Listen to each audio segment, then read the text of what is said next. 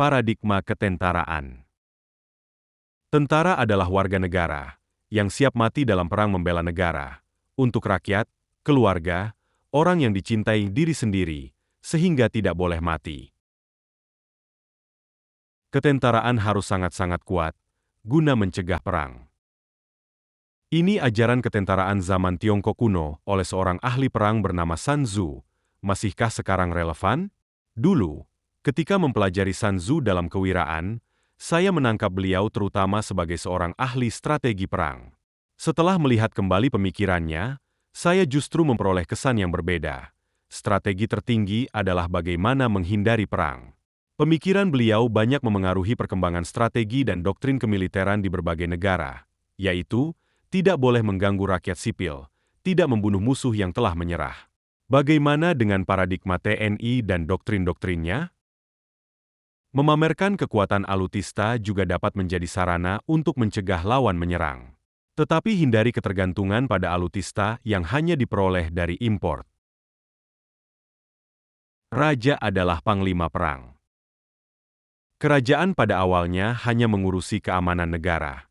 Keamanan negara ternyata membutuhkan tentara yang kuat, tersedianya pangan atau kebutuhan pokok, tersedia sistem peradilan.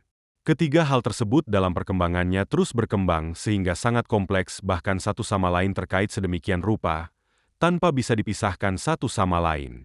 Saat ini ketentaraan bukan sekadar pertahanan, tapi meliputi semua aspek yang bisa menciptakan ketahanan yang tentu saja sangat kuat dalam pertahanan. Raja, zaman now justru bersaing untuk menguasai teknologi tinggi. Bagaimana negara punya ketahanan tangguh? Bagaimana kita mengartikan tentara yang tangguh? Jika perang pasti menang? Berapa lama? Dengan siapa? Bagaimana kita mengartikan ekonomi yang tangguh? GDP tinggi? Swasembada pangan? Ekspor besar dan impor rendah? Bagaimana kita mengartikan pemerintah yang tangguh? APBN besar dengan serapan tinggi? Kurs USD stabil? Bagaimana kita mengartikan pengadilan yang tangguh? Persidangan cepat? Pengadilan menegakkan hukum? Keadilan? Bagaimana kita mengartikan kita yang tangguh? Malas belajar? Sekolah cari ijazah?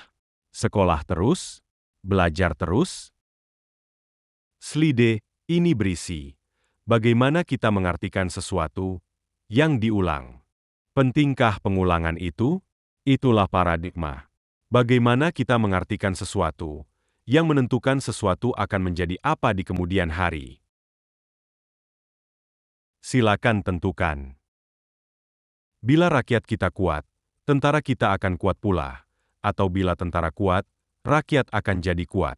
Bila rakyat mendukung tentara, mereka akan jadi kuat. Atau bila tentara mendukung rakyat, rakyat akan kuat. Paradoksal di atas tak perlu diperdebatkan tapi perlu kita lakukan sesuatu yang sudah berada di bawah kendali, yaitu, sebagai rakyat selalu melakukan apa yang bisa dilakukan guna mempertangguh diri sendiri. Sebagai prajurit selalu melakukan persiapan diri dan terus mengembangkan kompetensi agar meningkat kesiapan menghadapi ancaman yang bisa datang setiap saat tanpa terduga. Rakyat yang kuat akan secara langsung maupun tidak memperkuat tentara, dan sebaliknya, apalagi ada pemerintahan yang meningkatkan sinergi. Refleksikan hal-hal ini untuk memulai sebuah tindakan yang sudah berada di bawah kendali kita masing-masing. Bersaing superioritas? Saat periode reformasi sering kita mendengar supremasi sipil, yang terkesan keinginan bebas dari supremasi militer.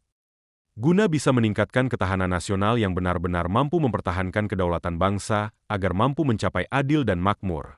Bermanfaatkah perebutan supremasi? Lebih baik kita tidak bersaing tapi berpacu di bidang masing-masing untuk mencapai superioritas di bidangnya dan tersinergi dalam ketahanan nasional yang utuh.